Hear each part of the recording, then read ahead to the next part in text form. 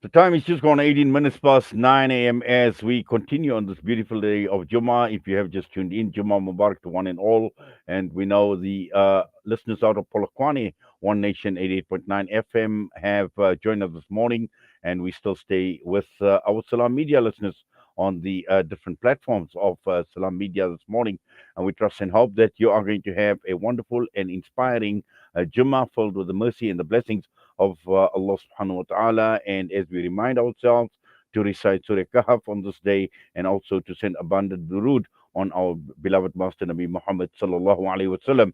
Now, still to come on the show this morning, we will be joined shortly by Public Service and Commercial Union of South Africa's Tahir Maepa. We're talking about gangsters in suits threatening media freedom. We also have got a discussion coming through on Xinjiang, where China now wants to prevent the release of the Xinjiang report by the UN Human Rights Chief. And also later on in the program, we will be talking about the practical journey of Hajj. We're talking about women empowerment. We're talking about education. We're also talking about youth development, and that we're talking about this event that is obviously taking place. But right now, we're going across to be joined by the Public Service and Commercial Union of South Africa's Tahir Maepa. Tahir, Assalamu alaikum wa rahmatullahi wa barakatuh. Jummah Mubarak to you. And as always, an absolute pleasure having you with us on the show. Wa alaikum salam wa rahmatullahi wa barakatuh. Juma Mubarak to you and everybody at Salam Media. Tahir, I see you're not wearing a suit, so you are not one of those gangsters in suits. We are talking about Standard Bank and threatening media freedom. Just give us some background, please, Tahir. Well, and yet, if you look at the couple, well, it's been a while, but the past 5 years, we have seen the rise of the attack on media freedom. And what is said is that the attack is now coming from very progressive governments, democratic governments, because the world and our country, not spared from that, has moved away from the fundamental ethos of what democracy is supposed to be. People do not like to be criticized. People do not like when their dirty linen is put out in the open, whereas they have occupied the position of trust. If you elect to be in a position of trust, then you must allow yourself to be open to scrutiny. Because if you are not allowed to be open to scrutiny, that's where impunity will basically rise, and we are going to have a country or a world where a few individuals can do as they wish and get away with it. And this is what we are seeing. Now, Standard Bank, and in fact, the five top banks in the country, we all know that the situation of our country in terms of corruption, maladministration, and all that. And this country has lost billions and billions of rands, if not dollars, through illicit means. Now, what that tells you also is that there's no one who can just go into the bank and pick up R1 billion and get into their car or their private jet and fly away. So everything is done electronically through the banking system. So the banking system in itself has been complicit in many corrupt practices that we see in the country. And some of the media houses are starting to dig deep into the involvement of banks into the mess that we are seeing. And they don't like that. And because they don't like that, they start attacking the media. They don't attack the media directly. They are using unscrupulous means to justify their actions. Now, in this particular case, I'll be specific, where the five major banks started closing down the banking facilities of Sekunjalo Group. Now, Sekunjalo Group is a group of companies. As far as I am aware, they over 1,000 or so companies. I may be wrong, but it's a couple of companies. But nonetheless, among those companies, there's independent media, which houses Pretoria News, Daily Argus, Cape Times, The Star, and many other newspapers. Now, independent media has been quite critical and exposing a lot of corruption in our government, and also making the link between politicians and the banks. Now, because of that, they started attacking Sekunjal. The first thing that they did, obviously, was to attack the person of Dr. Iqbal Sevi, making him to be this individual that is involved in wrong business practices and all that.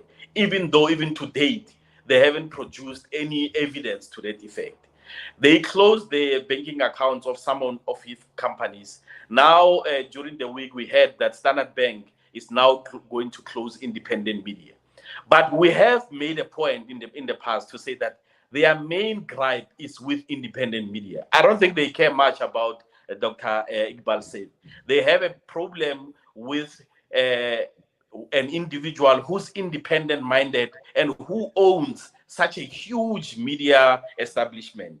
That in itself is a threat to their own existence, because independent media has been spearheading the uncovering of corrupt and illicit practices by the banks, colluding with some businesses and some politicians. And because of that, they want to shut them down. So by closing down the banking facility of independent media, basically they are closing down the independent voice, because without banking facilities, independent media will not be able to be operational. And the moment they are no longer a going concern, they'll have to shut down. And that is the ultimate aim.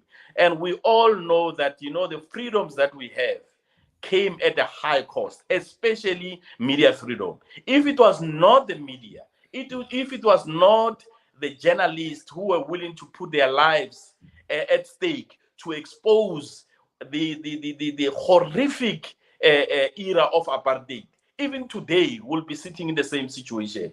So, but now the whole thing is replaying itself within a democracy. And what we are saying as PSCU, we are saying to the country, to civil society, to the media, we need to stand up and protect the independence of the media. We need the media if this country is going to work.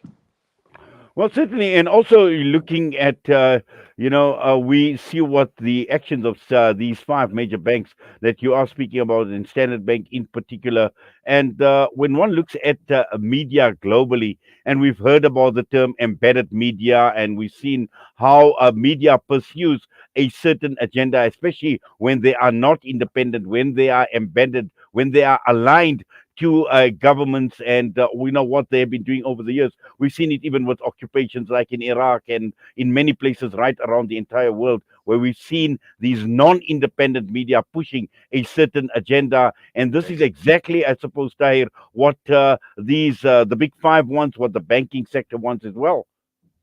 Absolutely, that's exactly what is happening. The one of the powerful tools the apartheid government used was the media. They owned basically all influential media apparatus in the country, and they were able to convey a particular narrative in order to pursue the propaganda of justifying the apartheid policies.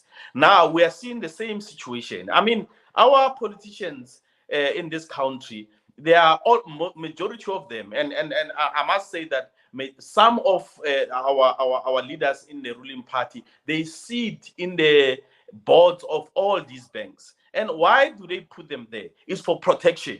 There were incidences where there was an allegation of manipulation of the rand by the banks and some admissions and all. Nobody's willing to do anything about that because of the banks. They've got a stranglehold on our leaders. They know what they did. They know the criminality of our leaders, and our leaders have to protect them. Now, the nationalistic agenda that we're seeing throughout the world, it's also pushed by these media houses that are not independent.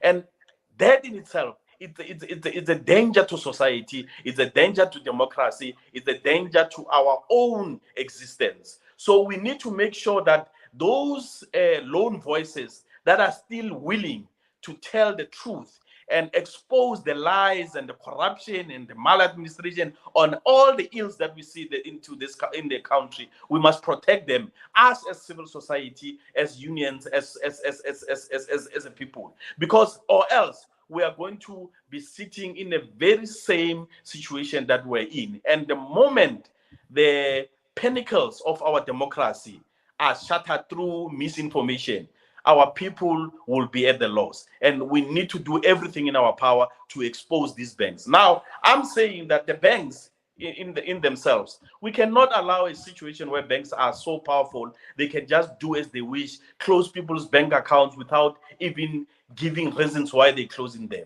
We need to start saying that banks must be held to account. Banks are not different from any state government where we need to know how they operate, how they do their business, and whether their doing of business is within the framework of the law. But me and you, and yet, we don't have the capacity nor the muscle to be able to investigate the happenings in the banking center. We rely on the media. We rely on the media to be able to investigate and be able to expose the rot within the system. Now, if we are going to close down and allow independent journalists, independent media houses to be closed down through these kinds of behaviors, then we are depriving ourselves of our own constitutional right to democracy and to know the truth about what is happening in our country. Yes, and this is the reason why, Tahir, you obviously are calling on civil society, you're calling on unions, you're calling on democratically minded organizations to stand up and fight against this injustice, for want of a better term, that these banks are perpetrating. And also at the same time, what you are saying is banks need clients. We, the people of the country, are the ones who are feeding these monsters. Absolutely. And this is the message that these banks must take seriously. They may think they have the power, but the power is with the people. And the moment we remove the veil that they've put on our people will do what is necessary. And this is just a warning to say to the banks, get your act right, get out of the politics, do your business in a ethical manner, then you will not have anything to hide. But if you continue like this, we are going to mount a campaign and we'll target at least one bank to demonstrate that the people of this country have the capacity and the power to destroy and make sure that a bank that is racist, that is unethical, can shut down by the power of the people. It is the people that makes these banks to exist. Without us, the people, they can never be a banking system. So they need to be very careful. And the lies that they've been perpetuating and this indication that they can get away with anything, it's not going to work. If we attack their share pricing, we attack where it matters the most, they will be able to listen to us. And I've had meetings with some of the CEOs of these banks during the Steinhoff saga, because of some of the banks were created through the monies of the public servants and all that. And I saw how scared they were. They realized that if we were to call them out, and if we have found that they were involved in what Steinhoff was doing, and we call on our members, they knew the consequences of that. So this is just a warning to these banks that get off our get off our democracy. Leave us to live an open, transparent society. Open yourself to scrutiny. Let us know what you are doing, and then we'll be the judge. And once we have that information, then we can take an appropriate action or decisions in terms of how we want our lives to be run. But we are not going to be pushed around by people who depend on us for their own existence, and they completely depend on us. Exactly. And also, Tahir, yesterday I had the opportunity of talking with Professor Patrick Bond, and we were talking about the repo rate and about the increase in the repo rate, and also in terms of the economic harm that, these banks, the banking sector, is actually doing generally and contributing to the economic woes of the country. And one telling point that he mentioned, he says that they find the easy way out: increase fees, increase charges, increase interest rates, and are not creative enough to tackle the problems that we are faced with. And at the same Mm. time, as we speak about them being aligned to certain agendas, and we know years ago when we heard about the Panama Papers and we heard about all these tax Yes. havens and the role that the banking sector has been playing over the years. Yes. And this is the real economic damage that these banks have actually done to the country. And yet, I promise you, these people are gangsters. These people are criminals. The criminality, the organized crime in the banking and financial system, it is scary. But the thing is, the regulators who supposed to be the ones who call on these people, unfortunately, they also depend on them. And it's one of those vicious circles that we are looking at. And that is why we need to really put the message out there to our people so that people can understand the effect that these banks have on their livelihood.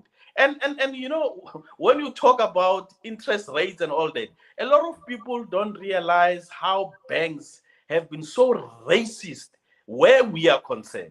We've been charged more than any other people in terms of when we lend money from the banks, whether be it for housing, whether it be for cars and so forth. We've been treated in a discriminatory manner. And that the cost of that is billions and billions of rands. So the banks are not here to assist us in making sure that the economy of this country grows and it continues. They don't want that because of they are held by puppet masters who are the shareholders of these particular banks. The government, our own government, during COVID, gave them billions of rands to try and assist small businesses, in particular.